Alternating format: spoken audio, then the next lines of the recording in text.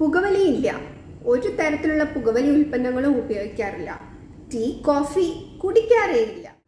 Ayurvedic മെഡിക്കേഷനോ ജനിച്ചിട്ട് കഴിച്ചിട്ടേയില്ല. ചോക്ലേറ്റ് വല്ലപ്പോഴും ഉപയോഗിക്കാറുണ്ട്. വൈറ്റമിൻ ടാബ്ലറ്റ്സോ അയൺ സിറപ്പോ കഴിച്ചിട്ടില്ല.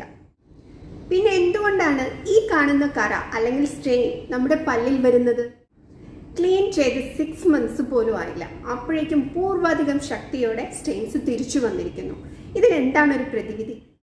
ഇതിനെയാണ് ക്രോമോജനിക് ബാക്ടീരിയൽ സ്റ്റെയിൻസ് എന്ന് പറയുന്നത്. നമ്മുടെ വായിലുള്ള ചില ബാക്ടീരിയയാണ് ഇത്തരം സ്റ്റെയിൻസ് നമ്മുടെ പല്ലുകളിൽ ഉണ്ടാക്കുന്നത്. അതായത് ഹൈഡ്രജൻ സൾഫൈഡ് പ്രൊഡ്യൂസ് ചെയ്യുന്ന ചില ബാക്ടീരിയ നമ്മുടെ ഉമിനീരിൽ അടങ്ങിയിട്ടുള്ള അയണുമായി വിഘടിച്ച് പല്ലിൽ ബ്ലാക്ക് കളർ ഡെപ്പോസിഷൻ ഉണ്ടാക്കുന്നു.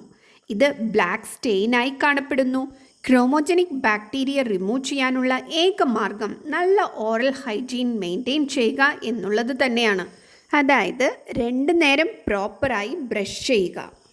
എന്ത് കഴിച്ചാലും ഇവൺ ലിക്വിഡ് ഫുഡ് ആണെങ്കിലും മൗത്ത് വൃത്തിയായി കഴുകുക. പുതിയ പഠനങ്ങൾ പറയുന്നത് ഓറൽ പ്രോബയോട്ടിക് ഉപയോഗിക്കുന്നത് വഴി മൗത്തിൽ ഒരു balanced state of microbiota maintain ചെയ്യുവാൻ കഴിയുമെന്നും ഇത് വായിൽ ക്രോമോജനിക് ബാക്ടീരിയയെ കൺട്രോൾ ചെയ്യുകയും അതുവഴി സ്റ്റെയിൻസ് ഫോം ചെയ്യുന്നത് തടയുവാൻ സഹായിക്കുകയും ചെയ്യും എന്നാണ്. നമ്മൾ ഉപയോഗിക്കുന്ന പാലുൽപ്പന്നങ്ങളായ yogurt, cheese, butter milk, fermented vegetables തുടങ്ങിയവയെല്ലാം വളരെ നല്ല പ്രോബയോട്ടിക്സ് ആണ്. കുട്ടികളിലായാലും മുതിർന്നവരിലായാലും അവരുടെ കോൺഫിഡൻസ് തന്നെ ഇല്ലാതാക്കുന്ന ഇത്തരം സ്റ്റെയിൻ റിമൂവ് ചെയ്യാനായി വർഷത്തിലൊരിക്കലുള്ള ഡെന്റൽ ചെക്കപ്പും ഡെന്റൽ ക്ലീനിങ്ങും ഉറപ്പുവരുത്തിക്കോളൂ. If you feel this video is useful, please share this video to your friends and relatives. Thank you so much.